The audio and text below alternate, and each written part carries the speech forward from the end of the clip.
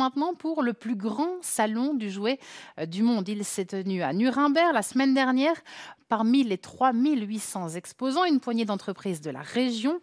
Chaque année, elles viennent pour vendre leurs jeux de société, du sérieux au monde du divertissement, car toute l'année se joue en ces quelques jours. Regardez. L'ambiance paraît bon enfant, on rit, on s'amuse, mais en réalité, avec ces Brésiliens, Timothée le commercial négocie serré.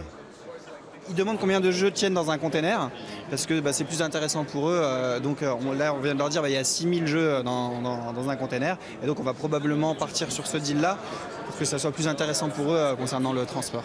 C'est quoi, c'est plusieurs dizaines, plusieurs centaines de milliers d'euros a priori? Oui, c'est ça. Là, pour l'exemple même, alors sur ce deal, sur ce jeu-là, parce qu'après, il y aura probablement d'autres jeux à suivre, mais 6000 jeux, on parle juste sur ce deal-là, 40 à 50 000 euros de deal à peu près. Chez Blue Orange, qui réalise 80% de ses ventes à l'export, rien n'est laissé au hasard. Les rendez-vous avec les distributeurs sur le salon sont pris des mois à l'avance. On a une politique très simple, c'est que le premier qui nous dit on le fait avec la quantité minimale qu'on indique, là. Donc après ça génère assez peu de tension au final parce que c'est la même règle pour tout le monde. On ne fait pas d'exception entre un gros et un petit, on donne ses chances à tout le monde. Après, là où c'est un peu plus rigolo, c'est pour la prise de rendez-vous. Parce que souvent le distributeur va me dire quand est-ce que vous voyez un tel, moi je veux vous voir avant. Bon ça c'est un peu le jeu quoi. Pour les éditeurs lorrains, la location d'un stand à Nuremberg coûte entre 15 000 et 20 000 euros pour 5 jours. Mais c'est le chiffre d'affaires de l'année qui se joue en une semaine. Laurence, la commerciale de Yellow, tente de convaincre son distributeur espagnol. Vous avez déjà une idée des quantités que vous voulez leur vendre ou pas? En général, ils ont un très bon marché, ils sont très actifs, donc au minimum 2000 pièces, je pense, pour ce genre de jeu, pour commencer. Ça me paraît quelque chose d'acceptable. And then for next year, did you make any decision already?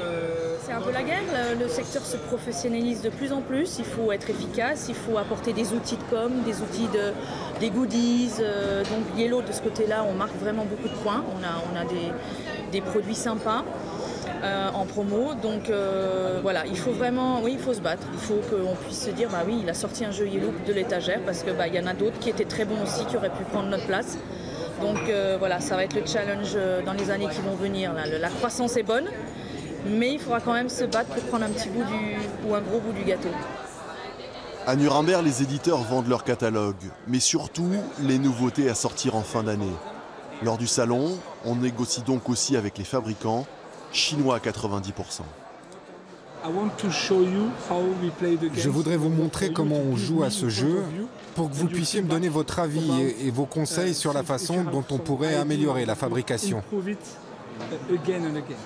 On ne recherche pas uniquement le prix, on recherche aussi une innovation. Je peux vous montrer, lors de la réunion, je n'aurais pas encore montré, mais je vais leur montrer ça.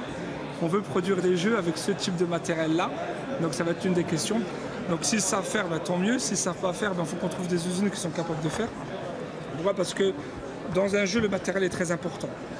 Et encore, on est toujours constamment à la recherche de nouvelles usines pour l'innovation. Cela fait seulement 10 ans que les éditeurs lorrains tiennent salon à Nuremberg, mais ils tirent largement leur épingle du jeu. Leur chiffre d'affaires est en croissance constante.